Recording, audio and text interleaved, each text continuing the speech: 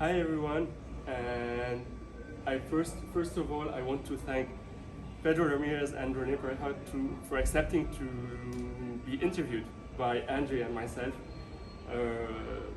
And we are going to discuss the minimally invasive surgery in early cervical cancer debate that they have just did. And I just need to remind that the room was full. And I'll let Andrej start with the first question. Okay, so thank you very much for joining us. So, in the light of the LACC trial findings, how has the perception of minimally invasive surgery in cervical cancer treatment evolved? First of all, thank you both for the invitation to take part in this discussion. It was a very lively debate, and I really appreciate being part of it. So, thank you, Rene, for your excellent discussion. With regards to the LACC trial, as you know, obviously it's a landmark study published in 2018 that confirmed a very surprising finding with regards to minimally invasive surgery in cervical cancer. And of course, obviously, that changed all the guidelines to the open approach becoming the standard of care. More recently, there is an increasing interest, and thus the reason for this debate, with regards to, is there a role for minimally invasive surgery in the very low risk population? And I think that that's certainly obviously a point of interest for many gynecologic oncologists today, whether we can identify a patient population that would potentially be an ideal patient population for minimally invasive surgery. And in my argument of this debate, I made the point that we don't have enough evidence and data to support obviously adopting the minimally invasive approach in low-risk patients. My second question would be to both of you, mostly to Rene. What modifications in the surgical techniques could potentially improve the safety of minimally invasive surgery in cervical cancer? After LACC trial, a lot of publications have been released on the use of protective maneuvers. Maybe the most important and relevant is from Cervical, including more than 700 patients doing the vaginal cuff in order to avoid contamination, which is the blame of the bad results of LACC trial, the use of uterine manipulation and no protection in cervical tumors. And in this manuscript from Cervical, the authors described no difference in the oncological outcome. Later, many other manuscripts regarding cuff protection of cuff maneuvers have been published, and the people still doing minimally invasive radical hysterectomy used to apply those measures covering the cervix in order to avoid contamination of the pelvic and abdominal cavity. Okay. Do we have any recent studies that maybe suggest that there is an improved survival for minimally invasive surgery in well-selected patients? No studies that actually show that there is a benefit of minimally invasive surgery. That certainly, obviously, again, has to be re-emphasized that as there have been suggestions for a possible approach through minimally invasive surgery in these very low risk patients, as looking at the data from CONSERVE, as looking at the data from SHAPE, reminding everyone that neither one of those studies were actually designed to look at surgical approach.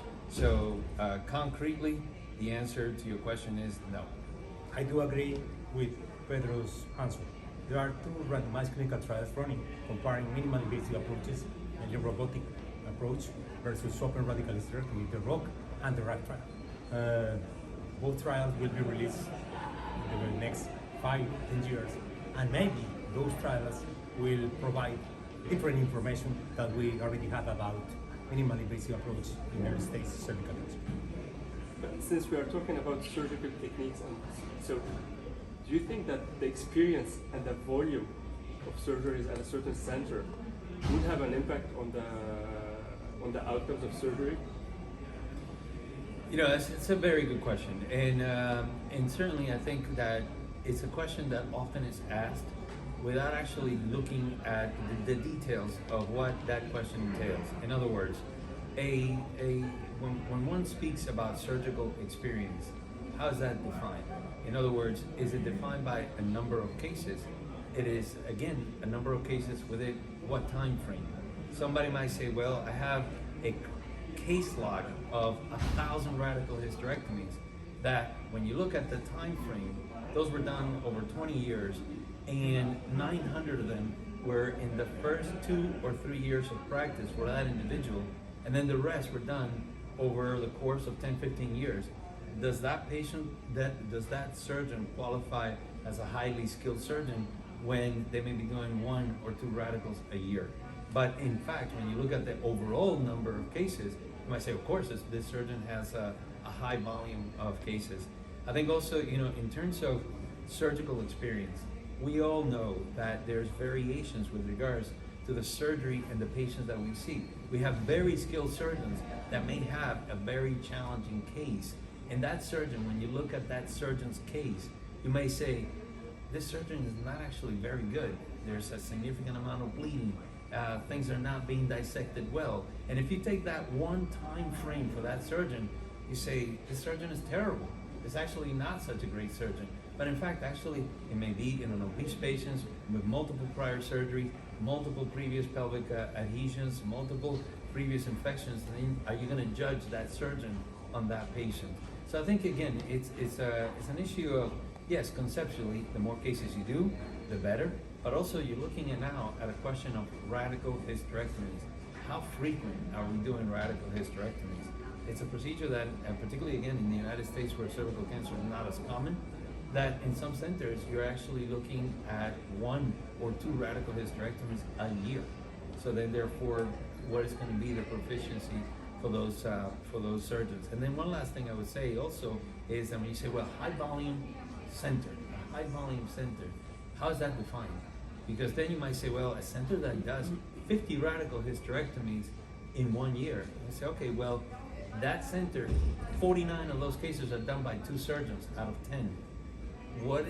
How does that represent that center has high volume when 8 of the surgeons don't do that procedure? So again, it's a question that never has a simple answer. And I think Rene also highlighted that, saying that actually surgery is maybe more, we have more cases in certain countries where there are less access to other possibilities, but then, so this also, I think, you can have more exposure, but the exposure cannot guarantee that you are a great surgeon or a good surgeon compared with another surgeon from another country, because surgical practice is quite individual. Surgical techniques are difficult to evaluate, difficult to homogenize, and difficult to compare. That is the reason because we don't have any prospective data on quality of the surgeons. All the data we have is retrospective, with all the biases mentioned by Pedro. Yeah. And then the other thing also that I would add is that high numbers doesn't make you a great surgeon. There are times when you say, this surgeon actually has such a high volume, and you go visit that surgeon in the operating room and you say, oh my God, this is like not ideal skills. But that surgeon may be doing a lot of cases. So again, it's not one that directly correlates with the other. Okay. Are there perhaps any tumor characteristics, like histology or tumor size, or maybe some patient characteristics that would maybe set you to either choose perhaps minimally invasive or open surgery? The standard, as you know, is open surgery. Again, I think that we have to consider what evidence there is. And when we proved that chemotherapy and radiation was the ideal therapy for locally advanced cervical cancer, we didn't continue to pursue, is there any one particular patient that we can get away without giving her radiation? Is there any one particular patient that we can get away without giving her chemotherapy? The evidence showed overwhelmingly that chemotherapy and radiation is the best for our patients. So I think, it's obviously, again, shows a lot of the biases that I discussed in the debate, that we, in the field of gynecologic oncology, oftentimes, and not just on this topic, oftentimes we continue to seek the evidence that's not there. We see it, of course, in the trials of neoadjuvant versus primary cytoreductive surgery. We had one trial, it was equivalent. We said, let's do another trial. It was equivalent. They said, let's do a third trial. It was equivalent. Then let's do a fourth trial. And again, it's just the failure to just accept the evidence that there is. Now, to your question, with regards to are there any particular patients, we've discussed many of these potential scenarios through the questions that came in the debate. Certainly, if there is a patient that has a 1A1 tumor, then of course, obviously, that patient, very, very small tumor, those patients were not part of the LACC trial. Oftentimes, of course, those patients are treated with just a conization. And if they're having a hysterectomy, a simple hysterectomy will be fine.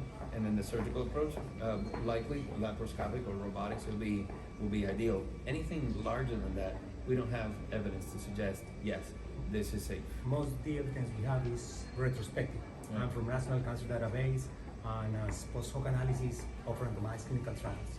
Again, we need to wait the results of ROC and RAC trial and to see if they planned analysis according to tumor size in order to have more concrete evidence. But so far, the evidence we have is favoring open approach for all indications. I just have one sub-question, because this was, I think, important in your lectures, regarding the SHAPE trial, because now with smaller tumors, people are debating whether hysterectomy, simple hysterectomy, could be done laparoscopically. So what's your point on that? Yeah, I mean, I strongly argued against that assumption. As I mentioned, in the CONSERVE trial, 96% of patients had minimally invasive surgery. So many said, well, if the recurrence rate is 0 and 96% have minimally invasive surgery, then of course we must assume that it is safe to do minimally invasive surgery. In the SHAPE trial, when you look at patients who had minimally invasive surgery, we say, well, there is no difference versus open surgery in this patient population that had simple hysterectomy. Again, those are post-hoc analyses. Post-hoc analysis is just an observation. There is no statistical design for it that actually validates it to change practice. So again, it is an observation that shouldn't drive a change in practice. A post-hoc analysis can be interpreted as a signal, as the need for doing something extra in order to show differences. But it will be very difficult because in SHAPE trial, the relapse rate was less than 3% in both groups. In order to demonstrate difference, when you have such a low rate of relapse, you will need thousands of patients. So, conducting a randomized clinical trial and just focusing on minimal invasive approach in low risk early-stage cervical cancer, it won't be possible. It won't be possible. So you have to obtain the evidence and to use the evidence according to your thoughts, according to your practice, according to your requirements. But we don't have written evidence that you can do minimal invasive approaches. And I think it's important to highlight again, and particularly for the trainees that are listening to this interview, the importance of the statistical analyses of these studies. And again, as you mentioned, the recurrence rate is very, very low. And some would argue, well, I'm still going to draw a conclusion from this. But I often have a discussion with our residents and we say, well, that's like, actually, when you look at a recurrence rate of less than 3%, that's like basically saying, I have an intervention that could potentially decrease the likelihood that someone will smoke. So control versus intervention. And in that study, 97 out of 100 patients don't smoke. Is that the proper assumption? In other words, to say, I am using this intervention to determine if people will decrease the likelihood of smoking or stop smoking, but I'm using a cohort of patients where 97% actually never smoked. So then, is that the proper assumption from that analysis? Totally understand. When you put it like this, it makes things clearer, to be honest. I would like to thank you for accepting our invitation and for answering our questions. And I think this debate would never end because there's always more things to add to it. So, but unfortunately, we don't have more time left. So thank you very much. It has been a pleasure, Hussein and Andrej, being here. Thank you both.